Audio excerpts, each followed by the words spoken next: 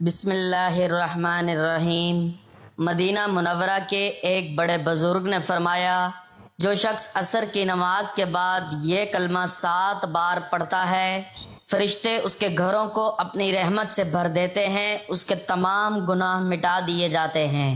محترم ناظرین، آج آپ کی خدمت میں مدینہ منورہ کے ایک بہت بڑے بزرگ کا بتایا ہوا ایک بہت ہی خاص عمل لے کر حاضر ہوا ہوں کہ جسے اگر انسان نماز عصر کے بعد صرف 7 مرتبہ پڑھ لے تو فرشتے اس کے گھروں کو اپنی رحمت سے بھر دیتے ہیں۔ اس عمل کو کرنے والے کے گناہ مٹا دیے جاتے ہیں اور اس کے گھر میں رحمتیں اور برکتیں نازل ہوتی ہیں۔ ذرا تصور کیجئے، عصر کا وقت، سورج غروب ہونے کے قریب، دن اپنے اختتام کی طرف بڑھ رہا ہے، دنیاوی مشغولیات کی تھکن دل پر چھائی ہوئی ہے اور بندہ اپنے رب کے حضور کھڑا ہو کر نماز ادا کرتا ہے۔ اگر وہ ایک مخصوص کلمے کو اخلاص، یقین اور محبت کے ساتھ 7 مرتبہ پڑھ لے تو آسمانوں کے دروازے کھل جاتے ہیں، فرشتے متوجہ ہو جاتے ہیں اور نور کی ایسی بارش ہوتی ہے جو انسان کی دنیا اور آخرت دونوں کو منور کر دیتی ہے۔ یہ نور صرف روشنی نہیں بلکہ ہدایت کا نور، سکون کا نور، رزق میں برکت کا نور، قبر کی وسعت کا نور اور قیامت کے دن چہرے کی چمک کا نور ہے۔ قرآن پاک میں اللہ تعالیٰ نے نور کو اپنی خاص نشانی قرار دیا ہے، اور جب بندہ قرآن کی کسی آیت کے ذریعے اس نور کا مستحق بن جاتا ہے تو گویا وہ اللہ کی خصوصی عنایت کا حقدار ہو جاتا ہے۔ عصر کا وقت ویسے بھی بہت اہم ہے۔ حدیث مبارکہ میں آتا ہے کہ جو شخص فجر اور عصر کی نماز کی حفاظت کرے گا وہ جنت میں داخل ہوگا۔ یہ وہ گھڑی ہے جب دن اور رات کے فرشتے ایک دوسرے سے ملتے ہیں، جب اعمال پیش کیے جاتے ہیں، جب انسان کی تھکن اور شیطان کی وسوسہ اندازی اپنے عروج پر ہوتی ہے۔ اگر کوئی بندہ قرآن کی اس مبارک آیت اور کلمے کو 7 مرتبہ پڑھتا ہے تو وہ گویا اپنے گرد نور کا حصار قائم کر لیتا ہے۔ 7 زمینوں اور 7 آسمانوں کا نور عطا ہونا ایک علامت ہے اللہ کی بے پایاں رحمت کی، اس بات کی کہ بندہ اللہ کے قریب ہو رہا ہے، اس کے دل کی تاریکیاں ختم ہو رہی ہیں، اس کے گناہوں کے بوجھ ہلکے ہو رہے ہیں۔ یہ نور انسان کے چہرے پر وقار بن کر آتا ہے، اس کے فیصلوں میں حکمت بن کر آتا ہے، اس کی زبان پر سچائی بن کر آتا ہے، اس کے گھر میں سکون بن کر آتا ہے۔ آج کے اس پرفتن دور میں جب ہر طرف اندھیرے ہی اندھیرے نظر آتے ہیں، دل بے چین ہے، رزق میں برکت کم ہے، رشتوں میں تلخی ہے، عبادت میں لذت نہیں رہی، ایسے میں اگر اللہ نے ہمیں ایک ایسا آسان وظیفہ عطا کر دیا ہے جو صرف چند لمحوں میں ہمیں نور الہی سے بھر دے تو کیا یہ ہماری خوش نصیبی نہیں؟ اس ویڈیو میں ہم نہ صرف اس کلمے کا ذکر کریں گے بلکہ اس کی فضیلت، اس کے روحانی اثرات، اس سے جڑی احادیث اور بزرگان دین کے واقعات بھی بیان کریں گے۔ ہم جانیں گے کہ یہ کلمہ پڑھنے سے انسان کے گناہ کیسے معاف ہوتے ہیں، اس کے گھر میں فرشتے رحمتوں کو کیسے بھر دیتے ہیں اور یہ سب کیسے ملتا ہے، اور وہ کون خوش نصیب لوگ ہیں جن کے دل اللہ کے نور سے جگمگا اٹھتے ہیں۔ تو آئیے دل کو حاضر کریں، نیت کو خالص کریں اور اس روحانی سفر کا آغاز کریں جہاں عصر کی نماز کے بعد پڑھا جانے والا 7 مرتبہ ایک کلمہ آپ کی تقدیر کو بدل سکتا ہے، آپ کے نصیب روشن کر سکتا ہے، آپ کو اللہ تعالیٰ کے خاص بندوں میں شامل کروا سکتا ہے اور آپ کے گناہوں کو مٹوا سکتا ہے۔ عصر کی نماز کو اسلام میں خاص مقام حاصل ہے۔ قرآن پاک میں اللہ تعالیٰ فرماتے ہیں، حافظوا علی الصلاۃ والصلاۃ الوسطی۔ اکثر مفسرین کے نزدیک صلاۃ الوسطی سے مراد عصر کی نماز ہے۔ نبی کریم صلی اللہ علیہ وآلہ وسلم نے فرمایا، جس کی عصر کی نماز فوت ہو گئی گویا اس کا سب کچھ لٹ گیا۔ یہی وہ وقت ہے جب دن اور رات کے فرشتے اکٹھے ہوتے ہیں اور بندے کے اعمال اللہ کے حضور پیش کیے جاتے ہیں۔ اگر اسی وقت بندہ ذکر الہی میں مشغول ہو جائے تو اس کے اعمال نور میں لپٹے ہوئے آسمان کی طرف اٹھتے ہیں۔ قرآن پاک میں کئی مقامات پر 7 آسمانوں اور 7 زمینوں کا ذکر آیا ہے۔ اللہ الذی خلق 7 سماوات ومن الارض مثلہن۔ جب اللہ تعالیٰ فرماتا ہے کہ وہ 7 آسمانوں اور 7 زمینوں کا خالق ہے تو اس کا مطلب اس کی عظمت، قدرت اور وسعت ہے۔ اگر کوئی عمل ایسا ہو جس کے بدلے 7 زمینوں 7 آسمان کا نور عطا کرے تو اس کا مطلب ہے کہ بندے کو بے مثال روحانی مقام دیا جا رہا ہے۔ خالق کائنات نے سب سے پہلے اپنی قدرت سے جوہر کو پیدا کیا، اللہ تعالیٰ نے نگاہ ہیبت ڈالی تو وہ پگھل گیا اور خدا کے خوف سے پانی بن گیا۔ پھر اللہ تعالیٰ نے اس پر نگاہ رحمت ڈالی تو آدھا پانی جم گیا جس سے عرش بنایا گیا۔ عرش کانپنے لگا تو اس پر لا الہ الا اللہ محمد رسول اللہ لکھ دیا جس سے وہ ساکن ہو گیا، مگر پانی کو اسی طرح چھوڑ دیا گیا جو قیامت تک موزن رہے گا۔ فرمان الہی ہے، اور تخلیق ارضی سے قبل اس کا تخت اقتدار پانی پر تھا۔ تخلیق کائنات۔ پھر جب پانی میں تلاطم خیز موجیں پیدا ہوئیں جن سے تہ بتہ دھوئیں کے بادل اٹھے اور جھاگ پیدا ہوئی، تو اس سے زمین و آسمان بنائے گئے جو ایک دوسرے سے جڑے ہوئے تھے۔ پھر ان دونوں کے درمیان اللہ تعالیٰ نے ہوا کو پیدا کیا جس کے دباؤ سے زمین و آسمان کے طبق ایک دوسرے سے علیحدہ ہو گئے۔ چنانچہ فرمان الہی ہے، پھر وہ سماوی کائنات کی طرف متوجہ ہوا تو وہ سب دھواں تھا۔ اہل حکمت کہتے ہیں اللہ تعالیٰ نے آسمانوں کو دھوئیں سے اس لیے پیدا فرمایا کہ دھواں باہم پیوست ہوتا ہے اور بلندیوں پر جا کر ٹھہرتا ہے۔ بخارات سے اس لیے پیدا نہیں فرمایا کہ وہ واپس لوٹ جاتے ہیں، یہ اللہ تعالیٰ کے علم و حکمت کا ادنا کرشمہ ہے۔ پھر ارشاد نبوی کے مطابق اللہ تعالیٰ نے پانی کی طرف نظر رحمت کی تو وہ جم گیا۔ آسمانوں کے نام اور ان کے رنگ۔ زمین سے آسمان دنیا کی اور ایک آسمان سے دوسرے آسمان کی مسافت 500 سال کے سفر کی دوری کے برابر ہے، اور اسی طرح ہر آسمان کا اپنا اپنا حجم ہے۔ کہتے ہیں کہ پہلا آسمان دودھ سے بھی زیادہ سفید ہے، مگر کوہ کاف کی سبزی کی وجہ سے یہ ہرا نظر آتا ہے۔ اس آسمان کا نام رقیہ ہے، دوسرے آسمان کا نام فیدوم یا معاون ہے، اور وہ ایسے لوہے کا ہے جس سے روشنی کی شعاعیں پھوٹی پڑتی ہیں۔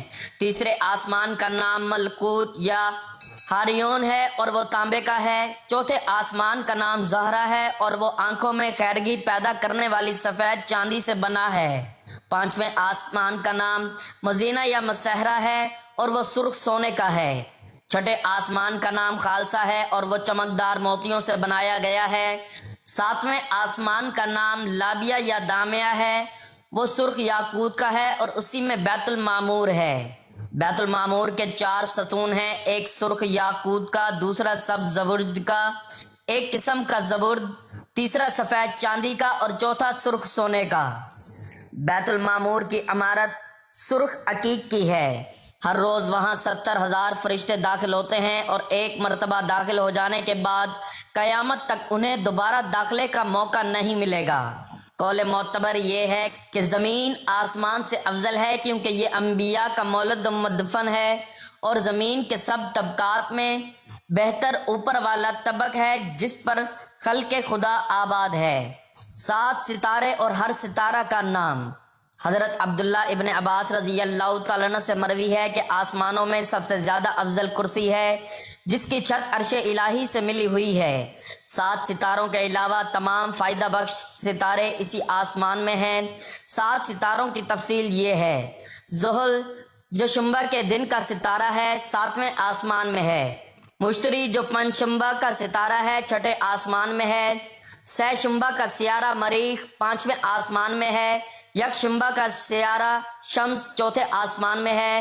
جمعہ کا سیارہ زہرہ 3رے آسمان میں ہے۔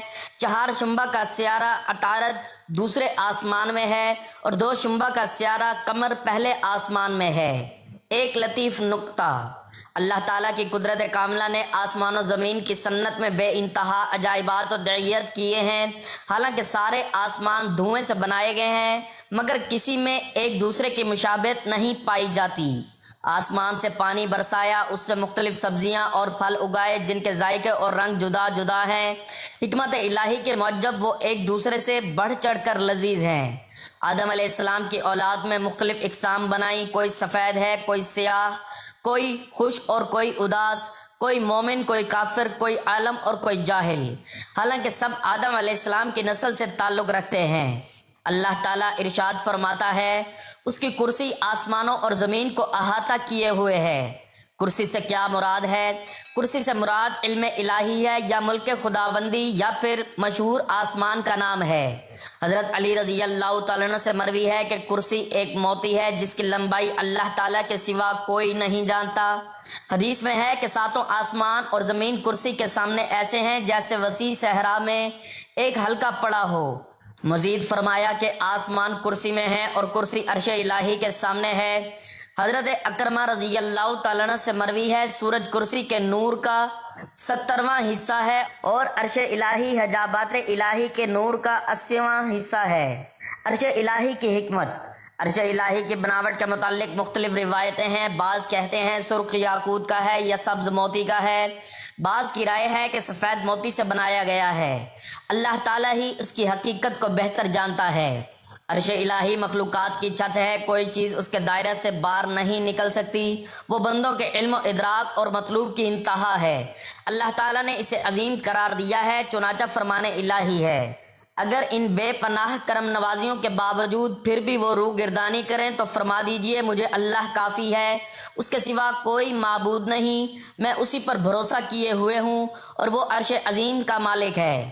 حضور صلی اللہ علیہ وآلہ وسلم کا نام نامی توریت میں متوکل تھا، اور کیوں نہ ہوتا۔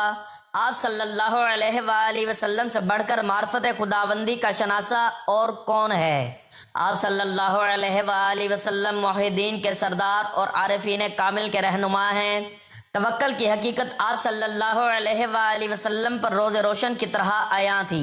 حضرت سیدنا عبداللہ بن عمر رضی اللہ تعالیٰ عنہ سے روایت ہے کہ اللہ پاک کے پیارے رسول صلی اللہ علیہ وآلہ وسلم نے ارشاد فرمایا کہ جس کی نماز عصر نکل گئی، یعنی جو جان بوجھ کر نماز عصر چھوڑے گا، گویا اس کے اہل و عیال و مال ترک ہو گئی، یعنی چھین لیے گئے۔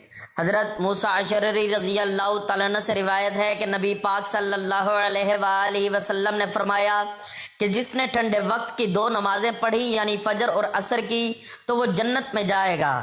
حضرت موسیٰ اشعری رضی اللہ تعالیٰ عنہ سے روایت ہے کہ آپ صلی اللہ علیہ وآلہ وسلم نے فرمایا کہ نبی پاک صلی اللہ علیہ وآلہ وسلم کا فرمان ہے کہ عصر کے بعد کا جو وقت ہے یہ قبولیت کا وقت ہوتا ہے۔ اس وقت میں اللہ پاک سے اگر کچھ بھی سچے دل سے مانگا جائے تو فوراً مل جاتا ہے۔ نبی پاک صلی اللہ علیہ وآلہ وسلم نے فرمایا کہ جس نے عصر کے وقت یہ کلمہ 7 مرتبہ پڑھا تو فرشتے اس کے گھر کو نور سے بھر دیتے ہیں، اللہ تعالیٰ اس کے گناہوں کو معاف فرما دیتا ہے اور اس کے گھر میں رحمتوں کی بارش ہوتی ہے، اس کی دعائیں اسی وقت قبول ہوتی ہیں، جو بھی پریشانی ہوتی ہے انشاءاللہ اسی وقت ختم ہو جاتی ہے، اور وہ کلمہ ہے لا الہ الا اللہ الملک الحق المبین، اور آیت الکرسی جو کہ قرآن مجید کی سب سے عظیم آیت ہے، اس کو پڑھنا ہے۔ عصر کی نماز کے بعد 7 مرتبہ اس کلمے اور آیت کو پڑھنے کا معمول بنا لیں۔ ایک مرتبہ ایک شخص نے نبی پاک صلی اللہ علیہ وآلہ وسلم سے عرض کیا کہ یا رسول اللہ صلی اللہ علیہ وآلہ وسلم، مجھے ایسی چیز بتائیں جس سے مجھے نفع ہو، تو آپ صلی اللہ علیہ وآلہ وسلم نے فرمایا کہ آیت الکرسی پڑھا کرو، اللہ تیری اور تیری اولاد کی اور نگاہ رکھے گا، تیرے گھر پر، یہاں تک کہ تیرے ہمسائے اور ان کے گھر بھی اللہ کی حفاظت میں ہوں گے۔ ایک شخص نے عرض کی کہ یا رسول اللہ صلی اللہ علیہ وآلہ وسلم، میرے گھر میں خیر و برکت نہیں، رزق کی تنگی ہے، یعنی گھر میں غربت ہے، فقر و فاقہ ہے۔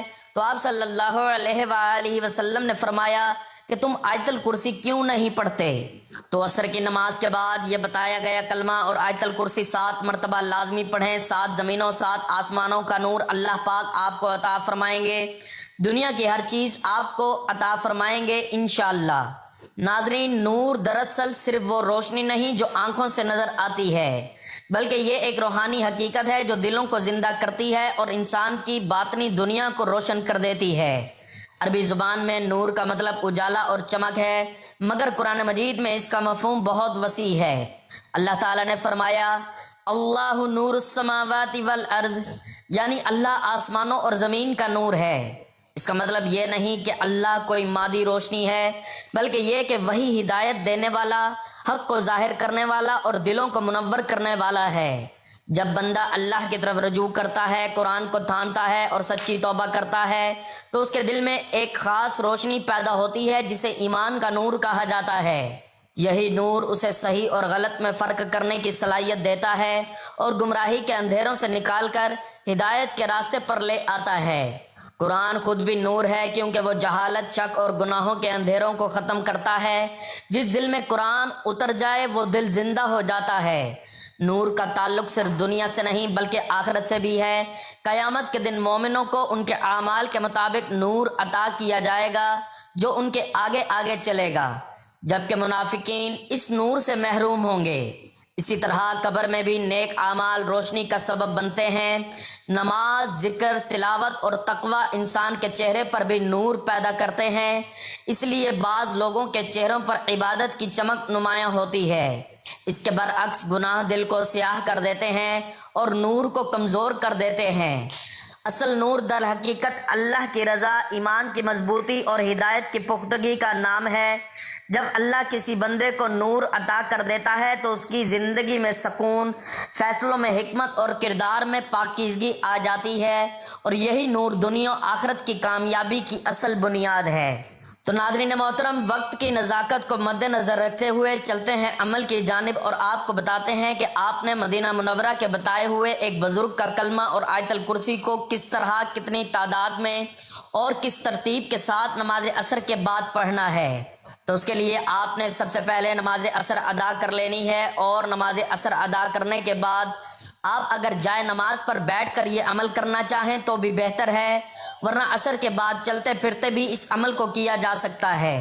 اس کے لیے سب سے پہلے آپ نے حضور پاک صلی اللہ علیہ وآلہ وسلم کی ذات اقدس پر درود پاک کا نذرانہ پیش کرنا ہے۔ ثواب کے طور پر ایک مرتبہ میرے ساتھ بھی درود پاک پڑھ لیں۔ اللہم صلی علی محمد وعلی آل محمد کما صلیت علی ابراہیم وعلی آل ابراہیم انک حمید مجید۔ اللہم بارک علی محمد وعلی آل محمد کما بارکت علی ابراہیم وعلی آل ابراہیم انک حمید مجید۔ درود پاک پڑھنے کے بعد آپ نے پہلے 7 مرتبہ آیت الکرسی پڑھ لینی ہے۔ اللہ لا الہ الا هو الحی القیوم لا تأخذہ سنۃ ولا نوم لہ ما فی السماوات وما فی الارض من ذا الذی یشفع عندہ الا بإذنہ یعلم ما بین ایدیہم وما خلفہم ولا یحیطون بشیء من علمہ الا بما شاء وسع کرسیہ السماوات والارض ولا یعودہ حفظہما وہو العلی العظیم۔ اسے قرآن مجید کی سب سے عظیم آیت کہا گیا ہے۔ یہ سورۃ البقرہ کی آیت نمبر 200 ہے، جسے حدیث میں آیت الکرسی کہا گیا ہے۔ یہ سورۃ البقرہ کی آیت ہے جسے حدیث میں آیت الکرسی کہا گیا ہے، کیونکہ اس کے آخر میں اللہ تعالیٰ کی کرسی کا ذکر ہے، جس کا ترجمہ ہے اللہ تعالیٰ ہی معبود برحق ہے، جس کے سوا کوئی معبود نہیں، جو زندہ اور سب کا تھامنے والا ہے، جسے نہ اونگ آتی ہے نہ نیند۔ اس کی ملکیت میں زمین اور آسمانوں کی تمام چیزیں ہیں۔ کون ہے جو اس کی اجازت کے بغیر اس کے سامنے شفاعت کر سکے؟ وہ جانتا ہے جو ان کے سامنے ہے اور جو ان کے پیچھے ہے، اور وہ اس کے علم میں سے کسی چیز کا احاطہ نہیں کر سکتے مگر جتنا وہ چاہے۔ اس کی کرسی کی وسعت نے زمین و آسمان کو گھیر رکھا ہے، اور اللہ تعالیٰ ان کی حفاظت سے نہ تھکتا اور نہ اکتاتا ہے۔ وہ تو بہت بلند اور بہت بڑا ہے۔ اس آیت کی بڑی فضیلت وارد ہے، جیسا کہ اس حدیث میں اسے قرآن مجید کی سب سے عظیم آیت کہا گیا ہے۔ اسی طرح حدیثوں میں اس کی اور بھی کئی فضیلتیں وارد ہیں، جیسے نمبر 1، اس آیت میں اللہ تعالیٰ کا اسم اعظم ہے، اور اسم اعظم کی خصوصیت یہ ہے کہ جب اس کے ذریعے اللہ تعالیٰ سے دعا کی جائے تو اللہ تعالیٰ قبول فرماتا ہے۔ نمبر 2، یہ آیت اگر سونے سے قبل پڑھ لی جائے تو پڑھنے والا رات بھر شیطان کے شر سے محفوظ رہتا ہے۔ نمبر 3، جس گھر میں یہ آیت پڑھی جاتی ہے اس گھر سے شیطان بھاگ جاتا ہے۔ نمبر 4، جو شخص ہر فرض نماز کے بعد اس آیت کو پڑھتا ہے اس کے اور جنت میں داخلہ کے درمیان صرف موت حائل ہوتی ہے۔ آیت الکرسی پڑھنے کے بعد آپ نے 7 مرتبہ ہی یہ کلمہ پڑھ لینا ہے، لا الہ الا اللہ الملک الحق المبین۔ اس کے بعد آپ نے 33 مرتبہ یہ آیت پڑھنی ہے، بسم اللہ الذی لا یضر مع اسمہ شیء فی الارض ولا فی السماء وہو السمیع العلیم۔ اس کے بعد آپ نے ایک تسبیح استغفر اللہ کی پڑھنی ہے، اور آخر میں پھر دوبارہ درود پاک پڑھنا ہے جو شروع میں پڑھا تھا۔ ناظرین، 7 مرتبہ پڑھنے کی اصل حکمت صرف عدد میں نہیں بلکہ اس اخلاص، یقین اور توجہ میں پوشیدہ ہے جس کے ساتھ یہ عمل کیا جاتا ہے۔ اگر دل حاضر ہو، نیت خالص ہو اور بندہ واقعی اللہ کی رحمت اور نور کا طلبگار ہو تو یہی 7 بار کی تکرار اس کی زندگی میں انقلاب لا سکتی ہے۔ یہ عمل ہمیں سکھاتا ہے کہ اللہ کے دروازے پر دستک ایک بار نہیں بلکہ بار بار دینی چاہیے، کیونکہ وہی رب ہے جو دلوں کی کیفیت دیکھتا ہے اور اپنے بندوں کو ان کی طلب کے مطابق عطا فرماتا ہے۔ لہٰذا جب بھی کسی کلمے یا ذکر کو 7 مرتبہ پڑھیں تو اسے محض گنتی نہ سمجھیں بلکہ اسے اپنے دل کی گہرائی، اپنی عاجزی اور اپنے یقین کا اظہار بنائیں۔ انشاءاللہ یہی کیفیت دنیا میں سکون اور آخرت میں نور کا سبب بنے گی۔ آخر میں میری اللہ تعالیٰ سے دعا ہے کہ اللہ تعالیٰ ہم سب کو نیک اعمال کرنے کی توفیق عطا فرمائے۔ اللہ تعالیٰ نیکی کی بات کو سننے، سمجھنے اور اس پر عمل کرنے کی طاقت اور توفیق مرحمت فرمائے۔ میرا سنانا اور آپ کا سننا اپنی پاک بارگاہ الہی میں قبول و منظور فرمائے۔ جو مانگا مقدر فرمائے، جو نہیں مانگ سکے بن مانگے عطا فرمائے۔ آمین ثم آمین۔ ناظرین، آپ سے گزارش ہے کہ اپنے رزق میں برکت، وسعت اور کشادگی کے لیے اللہ تعالیٰ کے 99 ناموں میں سے کوئی ایک نام لکھ کر کمنٹ سیکشن میں ضرور شیئر کریں۔ اللہ تعالیٰ ہم سب کا حامی و ناصر ہو۔ آمین۔ جزاک اللہ۔